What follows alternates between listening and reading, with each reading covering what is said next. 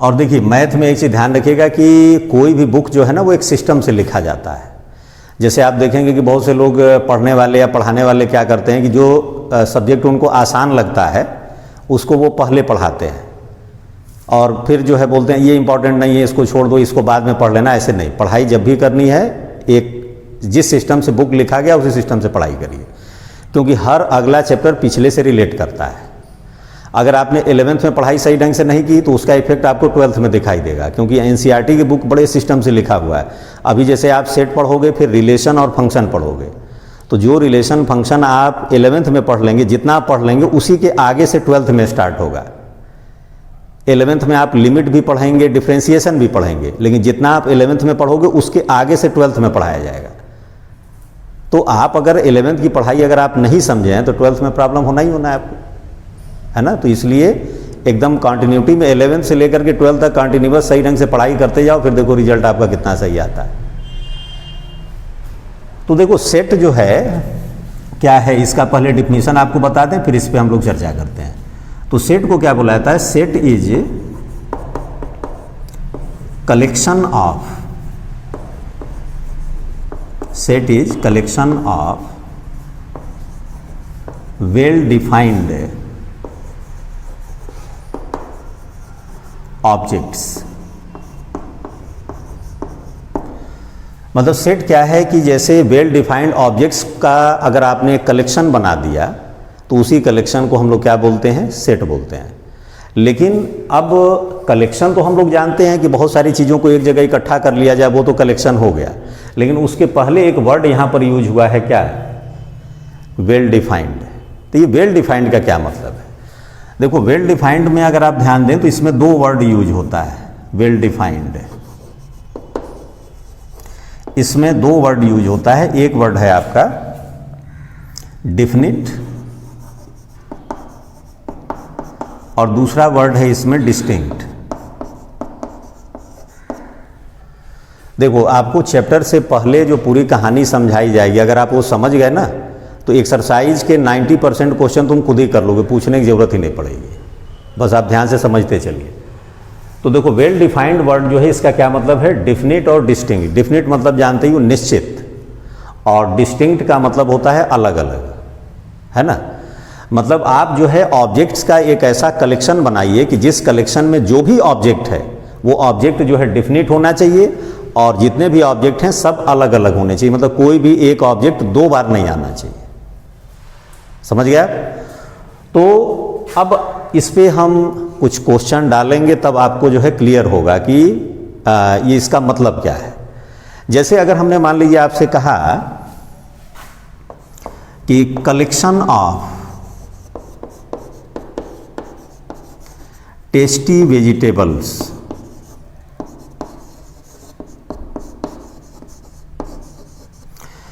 मतलब tasty vegetables का जो कलेक्शन होगा, बताइए वो सेट होगा या नहीं होगा? देखिएगा अब यहीं से अब आप लोगों को समझ में आता जाएगा कि क्या क्या है। देखिए टेस्टी वेजिटेबल मतलब क्या हो गया? जैसे अगर हम एक ही फैमिली की बात करें, जैसे हमने मान लो तुमसे पूछा कि भाई तुमको कौन कौन से वेजिटेबल टेस्टी लगते हैं, नाम बताओ। हाँ बताओ। लेडीज फिंगर हो गया, भिंडी हो गया, और पोटैटो हो गया, और अरे और भी हैं, बहुत सारे सब्जी हैं भाई, कोई दिक्कत नहीं, आप हिंदी में नाम बता दो। भिंडी है, नेनुआ है, करेला है, बीटर गोर्ड जिसको बोलते हैं, और लौकी है, बॉटल गोर्ड है। तो हमारे पास बहुत सारी सब्जियां हैं। लेकिन एक चीज़ आप ध्यान दो, इसी क्लास में जितने लोग बैठे उसमें अगर इसको अगर भिंडी पसंद आती है तो हो सकता है कि तुम ही लोगों में से किसी एक को भिंडी पसंद ना हो। किसी को लौकी की सब्जी अगर पसंद हो तो हो सकता है कि किसी दूसरे को लौकी की सब्जी पसंद ना हो। और एक ही फैमिली में अगर 5 लोग हों तो कोई कहेगा कि नहीं ये सब्जी अच्छा है, तो दूसरा बोलेगा नहीं ये कहाँ अच्छा लगता है, इसे तो अच्छा ये वाली सब्जी लगती है। तो यहाँ पर जो टेस्टी वर्ड है ये वेल डिफाइंड नहीं है। क्यों? क्योंकि अगर हम किसी एक पर्सन से पूछ करके टेस्टी वेजिटेबल्स का नाम लिखेंगे तो उसी में दूसरा पर्सन आकर के बोलेगा ये कहाँ टेस्टी होता है भाई। थर्ड पर्सन आकर के बोलेगा अरे तुम लोग कैसा कैसा नाम लिखवा दिया और ये वाला सब्जी कहाँ अच्छा लगता है। तो आपस में ही जो है क्या हो जाएगा, डाउट हो जाएगा कि भैया ये होना चाहिए कि ये नहीं होना चाहिए। तो यहाँ पर देखिए क्या हो गया कि टेस्टी वेजिटेबल का जो कलेक्शन बनाओगे उसमें वेजिटेबल्स के जो नाम होंगे वो डिफिनिट नहीं है। तो डिफिनिट नहीं होने की वजह से ये कलेक्शन जो है वो क्या होगा, सेट नहीं होगा। ध्यान से समझते चलिए। फिर हमने बोला कि most talented cricketers of India. तो इंडिया के जितने भी टैलेंटेड क्रिकेटर्स हैं उनका आपने कलेक्शन बनाया है, ये बताइए सेट होगा कि नहीं। फिर वही कहानी आ गई कि आप किसी से पूछेंगे कि भैया तुम्हारे अनुसार टैलेंटेड क्रिकेटर कौन कौन है इंडिया के, तो कोई बोलेगा कि भाई हमारे पसंद के MS धोनी हैं, तो सचिन तेंदुलकर हैं, तो फिर उसी में कोई बोलेगा अरे यार क्या फालतू की बात कर रहे हो, इससे अच्छे तो सुनील गावस्कर थे, इससे अच्छे तो कपिल देव थे। तो फिर वहाँ पर वही हो जाएगा कि कोई भी एक क्रिकेटर को अगर आप लोगे तो कोई ज़रूरी नहीं है कि सभी लोगों के पॉइंट ऑफ व्यू से वो क्रिकेटर जो है टैलेंटेड हो। तो यहाँ टैलेंटेड वर्ड भी क्या हो गया, डिफिनिट नहीं है। कहानी समझ में आई। तो ये भी जो है आपका सेट नहीं होगा। अब हमने मान लीजिए आपसे कहा कि prime ministers of India, collection of prime ministers of India, तो ये सेट होगा कि नहीं, ये होगा। क्योंकि इस केस में क्या होगा कि भाई आप जितने भी यहाँ के प्राइम मिनिस्टर बने उन्हीं का ना आप नाम लिखोगे। तो इसमें यहाँ पर ऐसा नहीं होगा कि भैया ये प्राइम मिनिस्टर थे कि नहीं, क्योंकि हमने जो प्राइम मिनिस्टर थे उन्हीं का नाम लिखा। तो ये जो प्राइम मिनिस्टर्स का जो आप कलेक्शन बनाओगे वो सेट होगा। तो इसी तरह से आप देखोगे आपके बुक में जो है एक्सरसाइज में बहुत सारे इस तरह के क्वेश्चन दिए होंगे और आपको उसमें चेक करके बताना है कि इसमें कौन जो है सेट है और कौन सा कलेक्शन सेट नहीं है। तो ये हमको लगता है कि अब काफ़ी हद तक आप समझ चुके होंगे। अब जैसे हम आपसे बोल रहे हैं कि most dangerous animals of the world, collection of most dangerous animals of the world, ये बताइए कि जो है सेट होगा कि नहीं।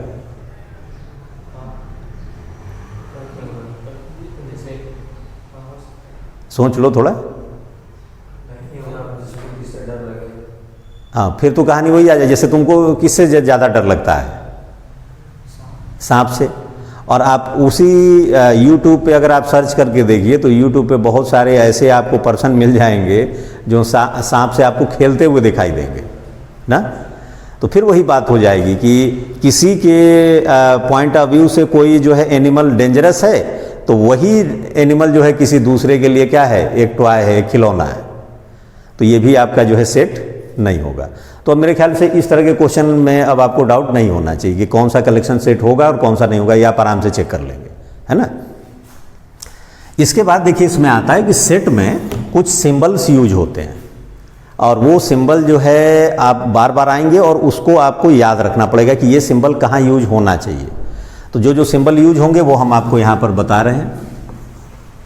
Symbols used in set. Set में कौन कौन से सिंबल्स यूज होते हैं, तो देखिए जैसे आप ध्यान से देखते चलिए। एक सिंबल है ऐसे, इसको हम लोग बोलते हैं सच दैट। क्या बोलते हैं, सच दैट। ये सिंबल जहां लगा होगा वहां पर इसका मतलब आप क्या समझेंगे, सच दैट। सेकंड है एक ऐसे सिंबल बनेगा, अभी कहां कहां यूज होगा अभी आप देखोगे। ये जो सिंबल बनता है इसको बोलते हैं बिलोंग्स टू। क्या बोलते हैं, फिर ये सिंबल अगर बना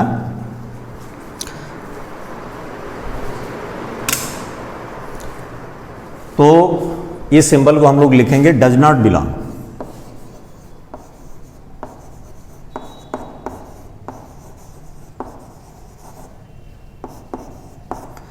डज नॉट बिलोंग्स टू। फिर ये एक सिंबल देखिए ऐसे आएगा, इसको हम लोग पढ़ते हैं इम्प्लाइज दैट। क्या पढ़ते हैं, इम्प्लाइज दैट। मतलब कोई भी स्टेटमेंट अगर आप लिख रहे हो और वो स्टेटमेंट लेफ्ट टू राइट सही है ना, तो इस केस में ये सिंबल आप यूज करोगे। नहीं, ऐसे जैसे आप किसी चीज़ को प्रूव करते हो तो लेफ्ट से राइट आप चलते हो, लेकिन कभी कभी ऐसा होता है कि लेफ्ट से राइट भी सही होता है और राइट से लेफ्ट भी, तो उसके लिए सिंबल देखिए ये यूज होता है ऐसे, इम्प्लाइज एंड इम्प्लाइड बाई। इसको क्या पढ़ते हैं? Implies and implied by, implies and implied by. ठीक, फिर एक सिंबल देखिए ये यूज होता है, इसको हम लोग बोलते हैं there exists, there exists. There exist मतलब हो गया कि जैसे कोई मान लीजिए कि ऑब्जेक्ट है या कोई एक नंबर है।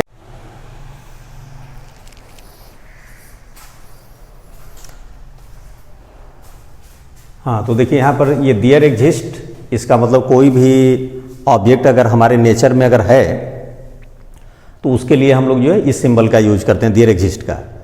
फॉर ऑल का मतलब क्या हो गया कि जैसे एक ग्रुप में बहुत सारे एलिमेंट्स हैं और सबके बारे में बताना है, तो उसके लिए हम लोग जो है ये सिंबल यूज करते हैं, फॉर ऑल।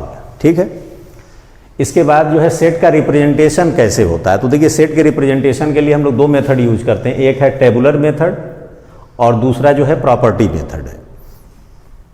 टेबुलर मेथड में हम लोग क्या करते हैं कि मिडिल वाले ब्रैकेट का यूज करते हैं। किसका यूज करते हैं? Middle bracket. और जो सेट के जो एलिमेंट्स हैं उनको हम लोग जो है इस ब्रैकेट के अंदर लिख करके और इनको सेपरेट करने के लिए इनके बीच में कॉमा लगा देते हैं।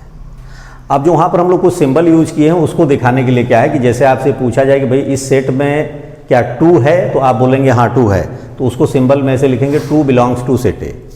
आपसे पूछा जाए कि क्या इस सेट में 5 है, आपने बोला नहीं है, तो हमने लिखा 5 does not belong to A.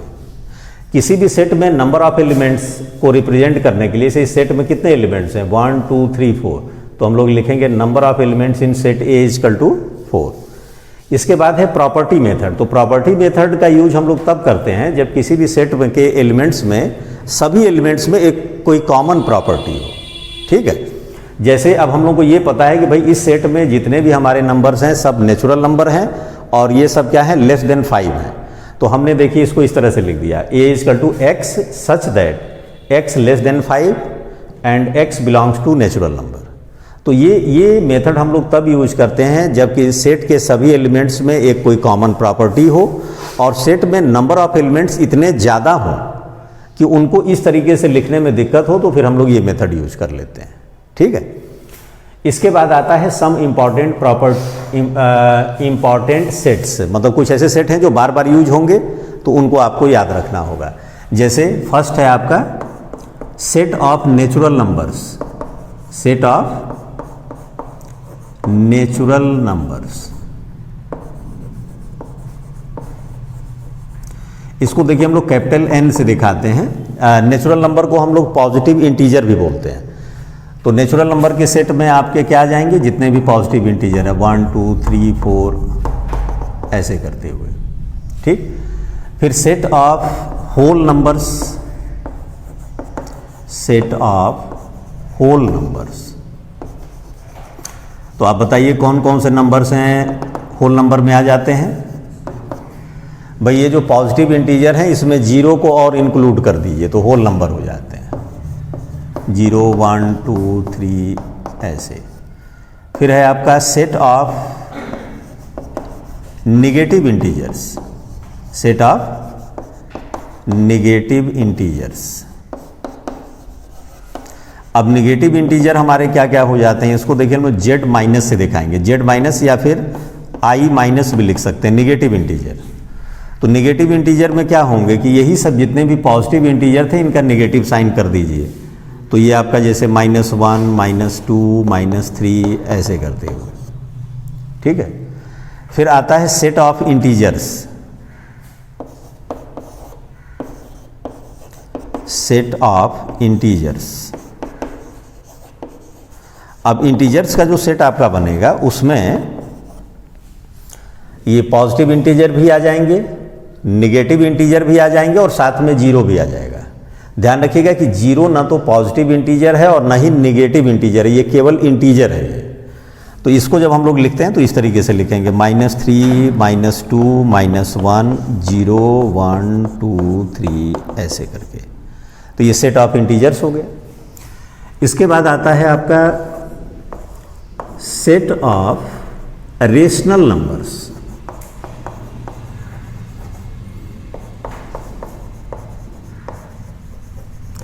Rational number के सेट में अब देखिए रेशनल नंबर के सेट को हम लोग दिखाते हैं कैपिटल क्यू से। किससे दिखाते हैं? Capital Q. तो रेशनल नंबर में कौन कौन से नंबर्स आ जाते हैं? देखिए जितने भी आपके इंटीजर्स हैं, चाहे वो पॉजिटिव हो या नेगेटिव हो, इनका रेशियो निकालिए। रेशियो निकालने का मतलब -3/2 2/-3 -2/-2, मतलब किन्हीं भी दो इंटीजर्स का रेशियो अगर आप निकालते हो तो जो नए नंबर्स मिलते हैं उन्हीं को हम लोग बोलते हैं रेशनल नंबर। तो इसको हम लोग कैसे रिप्रेजेंट करते हैं? देखिए ऐसे लिखा जाता है x such that x = p/q where pq belongs to integer and q is not equal to 0। मतलब सिंपल वे में कि मतलब वो सारे नंबर्स जो कि दो इंटीजर्स के रेशियो के फॉर्म में लिखे जा सकते हैं उन्हीं को हम लोग बोलते हैं रेशनल नंबर। और फिर इरेशनल में क्या होगा? इरेशनल में वो नंबर्स हो जाएंगे जो p/q के फॉर्म में नहीं लिखे जा सकते, जैसे √2 √3। ये सब आपने प्रूव भी किया होगा 10th क्लास में कि prove that √2 is not a rational number. याद आ रहा है? तो इरेशनल नंबर का सेट क्या बनेगा? Set of irrational numbers.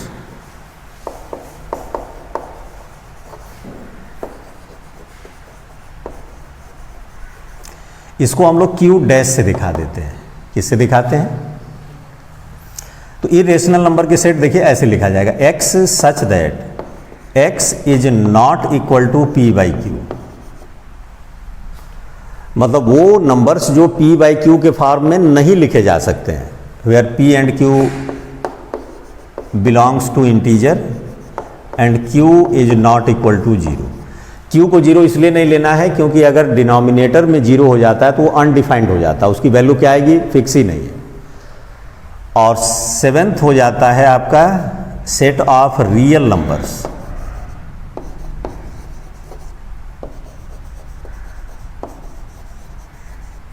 Set of real number में कैपिटल R से इसको रिप्रेजेंट करते हैं। तो अभी आप यहाँ पर जितने भी नंबर्स देख रहे हो, यहाँ से लेकर के ये सब जितने भी हैं, सब के सब रियल नंबर ही हैं।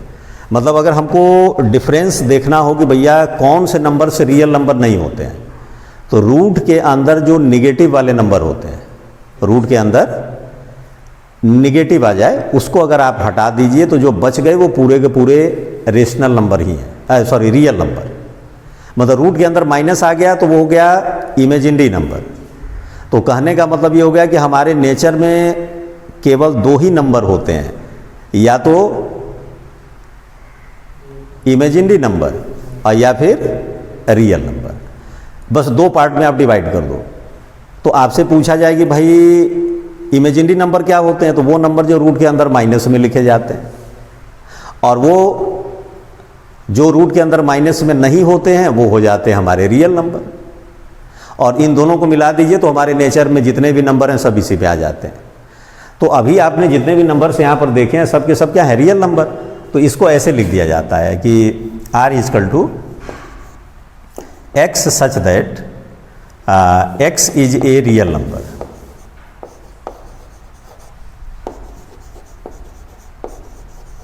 ठीक है, ऐसे लिख दीजिए, या फिर आप ऐसे लिख सकते हैं x such that x is not equal to root minus something, कुछ लिख दिया a, where a belongs to real number, positive real number. मतलब x जो है कभी भी रूट के अंदर माइनस में नहीं होना चाहिए। जहां a क्या दिखा रहा है कि a कोई भी पॉजिटिव रियल नंबर। आप तो खुद ही सोचो ना, यहाँ कोई भी पॉजिटिव रियल नंबर रख दोगे तो ये खुद ही माइनस में आ जाएगा अंडर रूट के अंदर, मतलब वो हो गया आपका इमेजिनरी। तो इसको नहीं लेना, और इसको नहीं लिए तो जो बच गए वो सारे के सारे हमारे रियल नंबर हो गए। तो कहने का मतलब ये हो गया कि रेशनल नंबर और इरेशनल नंबर को कंबाइंड कर दीजिए तो रियल नंबर आ जाता है। मतलब इसको ऐसे भी लिखा जाता है Q union Q dash. Union का मतलब होता है दो सेट को मिला देना, कंबाइंड कर देना। मतलब रेशनल नंबर को डिवाइड करेंगे तो दो पार्ट में डिवाइड, रियल नंबर दो पार्ट में डिवाइड हो जाएगा। एक हो जाएगा आपका रियल मतलब रेशनल और दूसरा हो जाएगा इरेशनल। समझ गया? और रेशनल में ये जितने भी पहले वाले थे सब आ जाएंगे। ये जितना भी आप देख रहे हो, नेचुरल नंबर हो गया, whole number, integer, positive integer, negative integer, ये सब किसके अंदर आ जाते हैं? ये सब रेशनल में आ जाते हैं ना। और रेशनल रियल नंबर में अगर रेशनल नहीं है तो फिर क्या होगा? इरेशनल होगा। और रेशनल और इरेशनल को कंबाइंड कर देंगे तो आपका बन जाएगा सेट ऑफ रियल नंबर। तो ये आपको याद रखना है, क्योंकि आगे जितने भी चैप्टर हम लोग जो है पढ़ेंगे उसमें जो है ये सब का बड़ा यूज होगा। अगर आपको ये जानकारी नहीं होगी तो क्वेश्चन का आंसर जब आप लिखोगे तो उसमें आपसे कुछ ना कुछ गलती जरूर हो जाएगी। समझ में आई बात? तो ये हो गया। अब इसके बाद आता है हम लोगों का काइंड्स ऑफ सेट्स।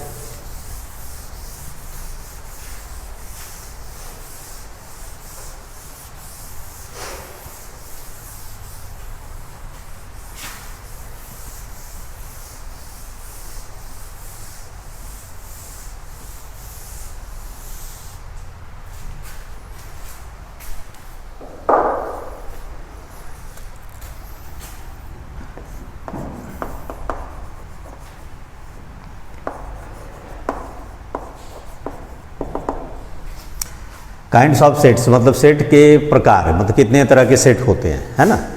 तो इसमें देखिए जैसे पहला आता है आपका, इसको हम लोग बोलते हैं एम्प्टी सेट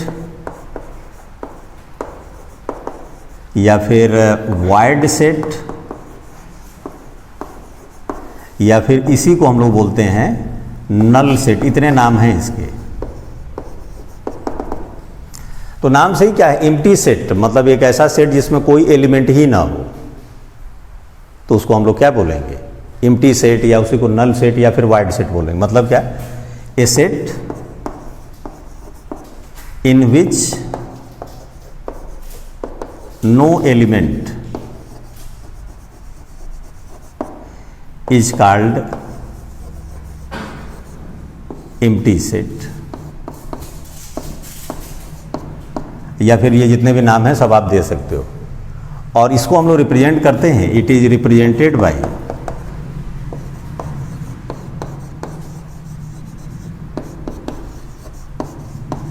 फाई।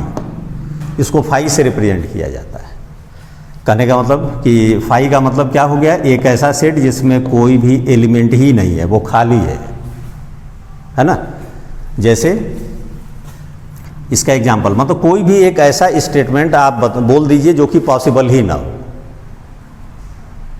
तो जो पॉसिबल ही नहीं है तो उसमें कोई एलिमेंट ही नहीं होगा। जैसे एग्जाम्पल, जैसे हमने लिखा, एक सेट लिखा x such that x square plus 6 is equal to 0 and x belongs to real number. देखिए हमने ये लिखा x such that x square plus 6 is equal to 0 and x belongs to real number. आप हमको बताओ कोई भी ऐसा रियल नंबर बता दो जिसको यहाँ तुम पुट करो और उसमें 6 को ऐड करो तो वो 0 आ जाए। भाई देखिए रियल नंबर या तो पॉजिटिव होगा या निगेटिव होगा। तो आप पॉजिटिव का स्क्वायर करोगे तो भी पॉजिटिव आ जाएगा, निगेटिव का स्क्वायर करोगे तो भी पॉजिटिव आ जाएगा, और पॉजिटिव में पॉजिटिव को कभी ऐड करोगे तो 0 आएगा।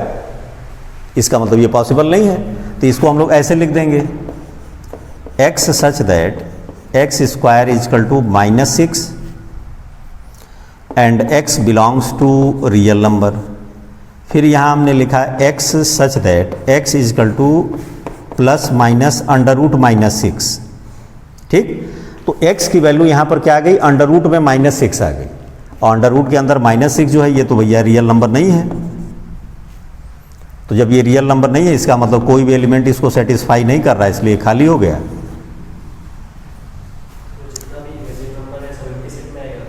नहीं, जैसे आप जब भी इस तरह के क्वेश्चन की बात कर रहे हो, अभी हम लोगों के कुछ ऐसे भी पार्ट आते हैं जहां इमेजिनरी नंबर भी लेना होता है, लेकिन अगर आपको यहाँ पर लिख दिया गया कि नहीं भैया जो लेना है वो क्या है, रियल नंबर ही लेना है, तो उस केस में जितने भी इमेजिनरी नंबर वाले पार्ट आ जाएंगे उनको आपको क्या करना है, छोड़ देना है।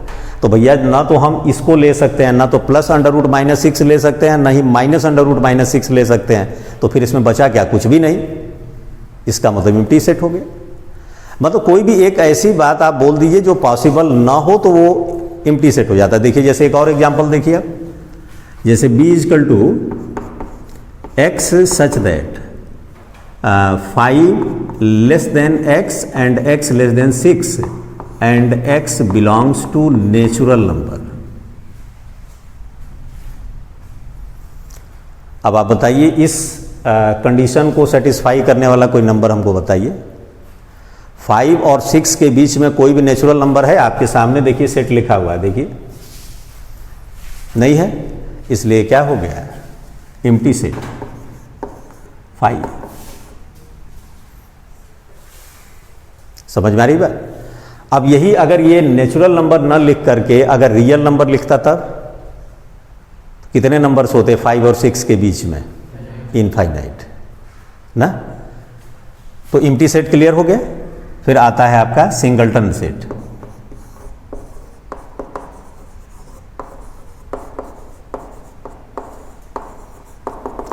सिंगलटन सेट क्या होता है, एक ऐसा सेट जिसमें केवल एक एलिमेंट हो, केवल वन एलिमेंट हो, तो उसको हम लोग सिंगलटन सेट बोल देते हैं, नाम से ही समझ में आ जाता है। A set in which only one element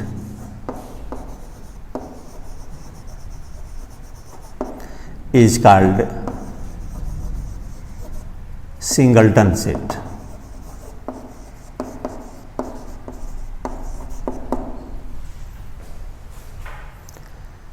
तो आप जैसे मान लीजिए आपने जो है एक सेट लिया ए इजकल टू, हमने ऐसे बोला, मतलब कुछ ऐसा आप जो स्टेटमेंट डालिए जिसमें कि केवल एक एलिमेंट हो, जैसे a is equal to x such that 3 less than x and x less than 5।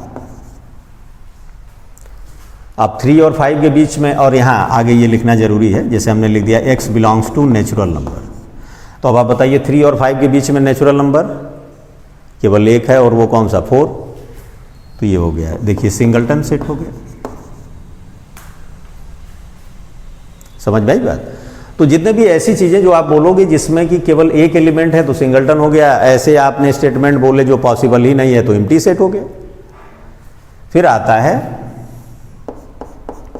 Finite set. Finite set क्या होता है कि ऐसे सेट जिसमें नंबर ऑफ एलिमेंट्स काउंटेबल हो, मतलब आप काउंट करके बता सकें कि इसमें एलिमेंट्स कितने होंगे, 20 होंगे कि 40 होंगे कि 60 होंगे, तो ऐसे सेट को हम लोग बोलते हैं फाइनाइट सेट। फाइनाइट मतलब जिसमें नंबर ऑफ एलिमेंट्स काउंट किए जा सकें। ठीक है, a set in which number of elements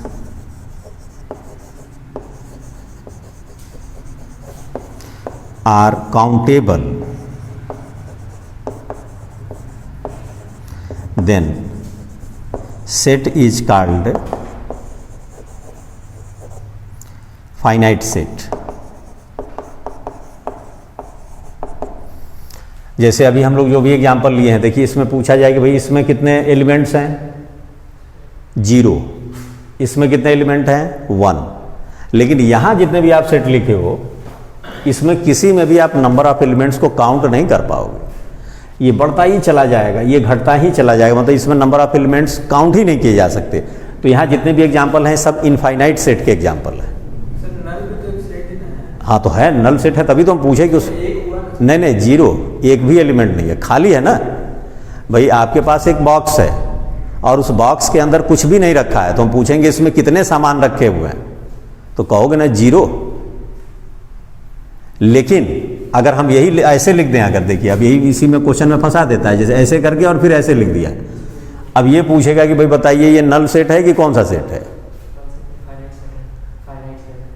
नहीं, फाइनाइट सेट नहीं हम पूछ रहे हैं, हम पूछ रहे हैं कि ये किस एग्जाम्पल में आएगा, मतलब मतलब एम्प्टी सेट में या सिंगलटन सेट में या फाइनाइट में या इनफाइनाइट में? सिंगलटन में आएगा। क्यों? अगर आप उसके बेसिक पे जाइए तो ये समझ में आता है कि एक बड़े बक्से के एक बक्सा है, उसके अंदर एक और बक्सा है, बॉक्स के अंदर बॉक्स है, तो बड़े वाले बॉक्स के अंदर तो एक छोटा बॉक्स है ना, तो खाली कहाँ हुआ? उसको हिलाएंगे तो खड़खड़ा आवाज आएगी कि नहीं आएगी? तो सिंगलटन सेट हो गया।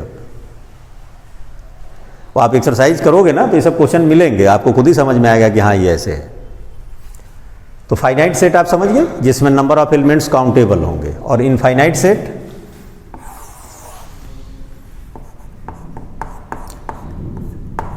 Infinite set, A set in which number of elements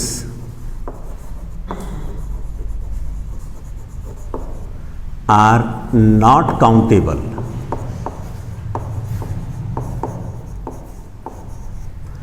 then set is called infinite set। और एग्जाम्पल आपके सामने ही, ये समझ ही गए, ये सब जितने भी एग्जाम्पल हैं वो सब किसके हैं? इनफाइनाइट सेट के। ठीक है, इसके बाद आता है इसमें इंटरवल्स, कि मतलब सेट को इंटरवल के फॉर्म में कैसे लिखा जाएगा।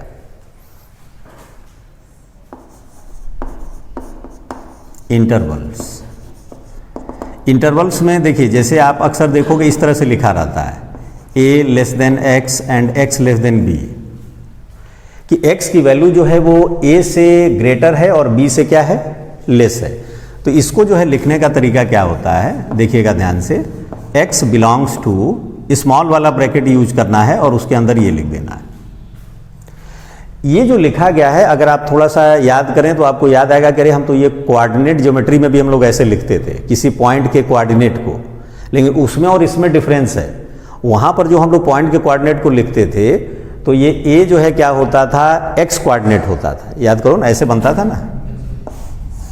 जैसे ओरिजिन है, ये डिस्टेंस मान लीजिए a है और ये डिस्टेंस b है, यहाँ से यहाँ तक b और ये है, तो इस पॉइंट का कोऑर्डिनेट क्या होता था? a b। उस केस में इसको बोलते थे ऑर्डर्ड पेयर, क्या बोलते थे?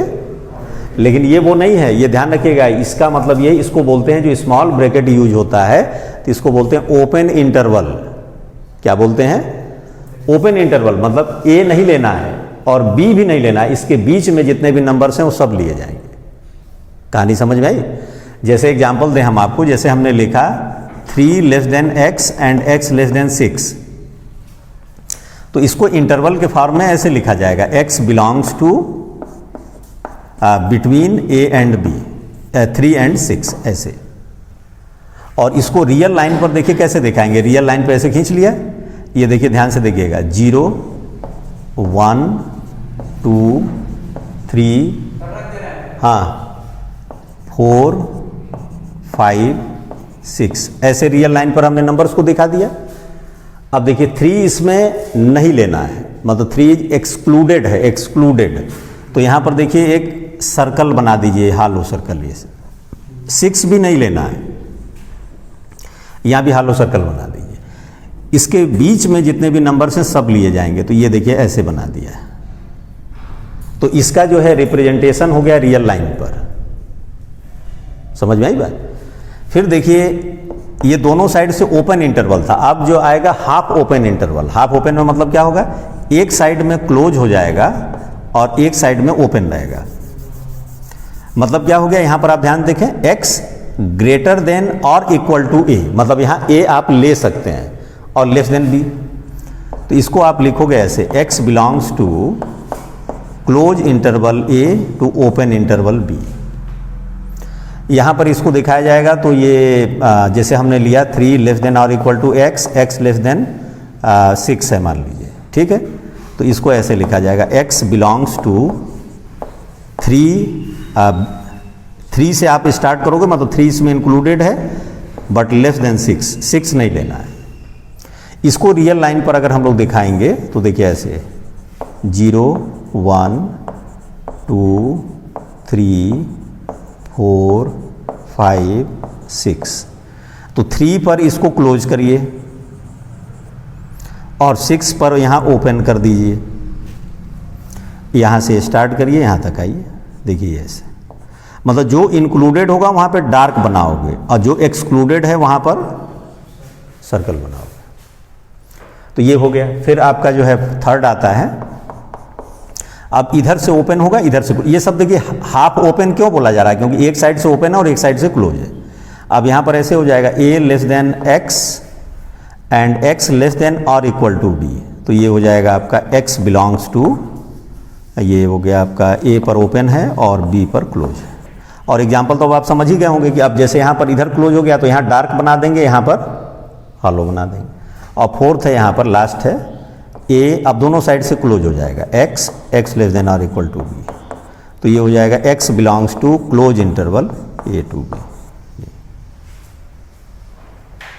ठीक है, तो ये आपके जो है एनसीईआरटी के एक्सरसाइज 1 और 2 सेट के 2 एक्सरसाइज का पूरा ये थ्योरी है। इसको आप पढ़ने के बाद एक्सरसाइज लगाएंगे तो हमको लगता है ज़्यादातर क्वेश्चन ऐसे ही कर लोगे। ठीक है, तो नोट करना हो तो कर लो।